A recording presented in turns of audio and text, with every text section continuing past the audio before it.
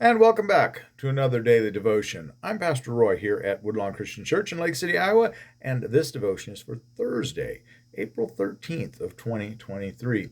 We are in the 14th chapter of the book of 1 Corinthians today. We're going to take a big chunk of scripture today because I don't really see a way to break this one up. It's more than I'd like to tackle at one time. We're going to go verses 1 to 19. Wow. But it's really one thought in my way of reading this anyway.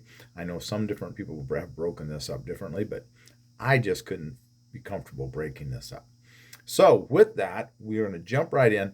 We've just got done talking about the love chapter, chapter 13. Chapter 12, he's talking about spiritual gifts. He kind of goes back to spiritual gifts, but he talks here at the beginning, he says, make love your aim. And the whole idea of sharing and using our spiritual gifts is because we love people and we're trying to bring them to Christ. And we have to remember that. We love people, and sometimes we have to speak, a little bit strongly or directly. I guess the better word, directly. Unfiltered sometimes. So we have to be a little careful how we do that, but sometimes love hurts. At any rate, let's jump into the 14th chapter of 1 Corinthians, verses 1 to 19. Make love your aim and earnestly desire the spiritual gifts, especially that you may prophesy. For one who speaks in a tongue speaks not to men but to God, for no one understands him, but he utters mysteries in the Spirit. On the other hand, he who prophesies speaks to men for their upbuilding and encouragement and consolation. He who speaks in a tongue edifies himself, but he who prophesies edifies the church. Now I want you all to speak in tongues, but even more to prophesy. He who prophesies is greater than he who speaks in tongues, unless someone interprets so that the church may be edified. Now, brethren, if I come to you speaking in tongues, how shall I benefit you unless I bring you some revelation or knowledge or prophecy or teaching? If even lifeless instruments such as the flute or the harp do not give distinct tones, how will anyone know what is played? And if the bugle gives an indistinct sound, who will get ready for battle? So with yourselves, if you in a tongue utter speech that is not intelligible, how will anyone know what is said?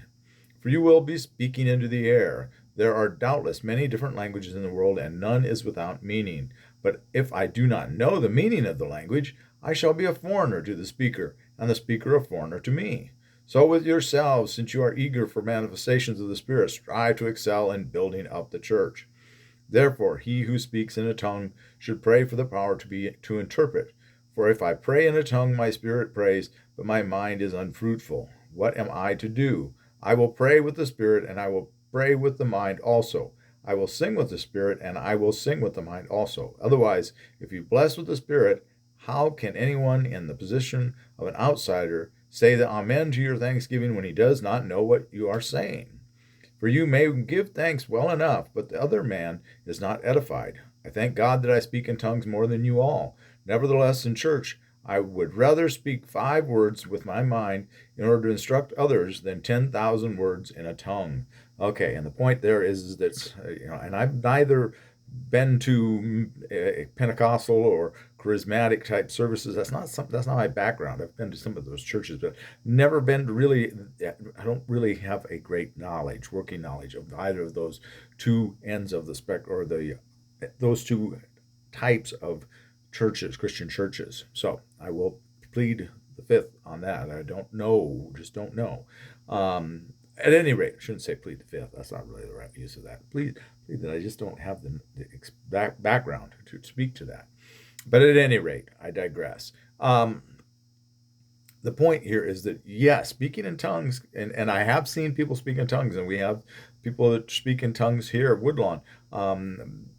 If we don't know what you're saying, we have to be careful, because is that just building up? Is that for self-edification? Is what they're getting here. Is it just building up that person? Is it really building up the church? Sometimes it can be. People can have some kind of a impact, even though they don't understand the words, just because of the fervor of the words. So I will confess that. But Paul's point is that you really need to understand. It'd be better if I said 5 words to you that you knew, but he is risen, 3 words, than a whole long dialogue of speech that was unintelligible to you. You couldn't possibly comprehend what I was saying. I'm not getting the message across to you. And that's one of the problems people have with, sometimes in the Catholicism before Vatican II, everything was done in Latin, and most people didn't understand it. Some of the times the priests didn't understand it; they just memorized it in Latin. But the point is we need to understand what's being said to us so that we can truly be edified by it, truly be built up. Edification would be being built up in your relationship with God. That is what would be to be edified. And that's always our goal, because we love others. We want others to come to Christ. That's what our goal is. That's what we're called to, for crying out loud. So that's where we need to be at. That's what we need to try to strive towards. We have to be careful also, and prophesying can be preaching. So not just protecting the future, but preaching. And so we all should be preaching and teaching and trying to spread the word. That is an important thing. But we do want to be careful. One thing I want to say before I sign off here on this one, we do want to be careful that we don't speak in the language of the church. Churches are great for using acronyms and cute names and things like that. For us, the Women of Woodlawn, the women's group, we call it the WOW group, WOW. People coming into the church, we have to be careful that we say the women's group, the Women of Woodlawn, WOW group, so that people know what we're talking about. Otherwise, we just say, well, the WOW group, what's that? And you do see that a lot of times when for a while there before I came to Woodlawn, I was going through a period where I was going around and visiting other churches in the Omaha area. And every Sunday I would go to a different one. Gail would go to Sunset Hills, but I was going around and visiting churches.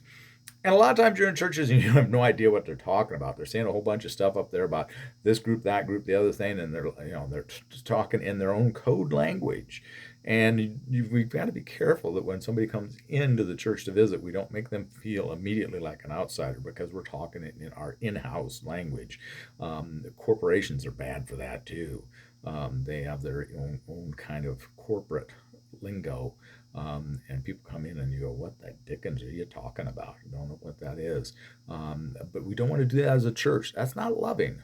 And we want people to feel at home, and we want them to understand what we're talking about. That's why I kind of think sometimes the best thing to do is call youth group, and not call it some other fancy, cute name that we've come up with, but churches are famous for doing that. So with that, make sure that we speak clearly.